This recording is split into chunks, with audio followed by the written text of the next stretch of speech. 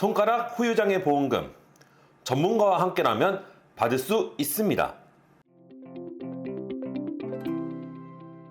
보험손해사정 구독자 여러분 반갑습니다. 손해사정사 이재우입니다. 제가 일전에 손가락 후유장애 보험금에 대한 영상을 하나 올려드린 적이 있습니다. 손가락을 다치고 나서 치료가 종결된 후에도 손가락이 제대로 움직이지 않거나 손가락이 절단된 경우 손가락에 대한 상해 후유장애 보험금을 받을 수 있다는 내용이었습니다. 그래서 오늘은 그 유튜브 영상을 보시고 저희에게 후유장애 보험금을 의뢰해서 받으신 실제 사례를 소개해 드리고자 합니다.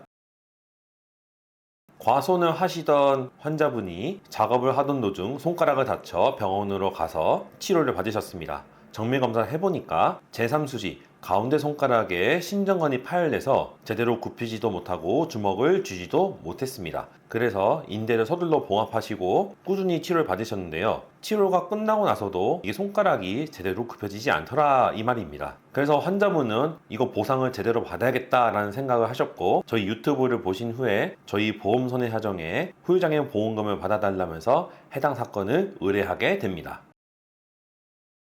이번 사건의 쟁점은 크게 두 가지였습니다. 첫째, 장해. 손가락을 크게 다쳐 골절되거나 인대가 파열된 후에 수술 치료를 받고 나서 치료가 끝난 다음에도 손가락이 제대로 움직여지지 않는다면 후유장애 기준을 충족할 경우 우리는 상해 후유장애 보험금을 청구할 수 있습니다. 하지만 손가락이 골절되지 않고 인대만 파열된 경우 그 장애의 정도가 후유장애 진단 기준에 미달하는 경우가 있기 때문에 이런 종류의 후유장애를 진단하기 위해서는 환자의 상태를 명확히 파악해야 합니다. 두 번째, 직업급수 위반. 이분이 보험 가입 시점의 직업과 사고 당시의 직업이 서로 달랐습니다. 그리고 사고 당시의 직업이 좀 더 위험한 것이었기 때문에 통지 의무를 이행했는지를 확인해야 했습니다. 만약 통지 의무 위반을 하신 경우에는 보험금이 지급되지 않는 건 아니지만 그 위험도에 따라 보험금이 감액됩니다.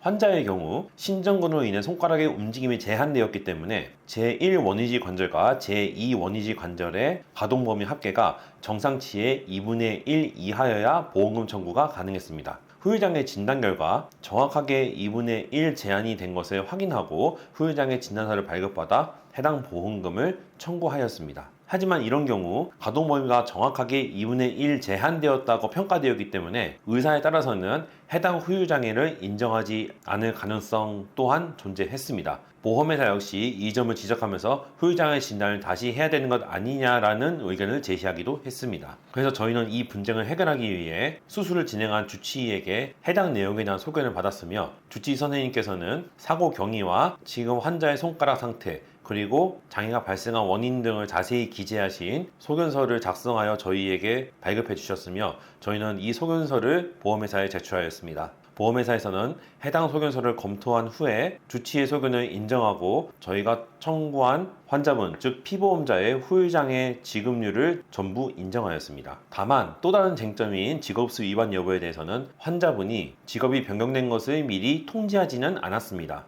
저희가 그 당시 청구한 보험은 두 개였는데 하나는 농업인안전보험이었고 다른 하나는 일반 보험회사였습니다. 농업인안전보험의 경우 농산일을 하다가 다친 것이기 때문에 직업수 위반을 문제 삼지 않았으나 다른 보험회사의 경우에는 가입 당시 직업이 설계사였기 때문에 직업급수가 변경되었고 위험도가 높은 직업으로 바뀐 것이기 때문에 지급해야 할 보험금을 위험도에 따라 감액하여 지급함으로써 해당 사건을 종결하였습니다.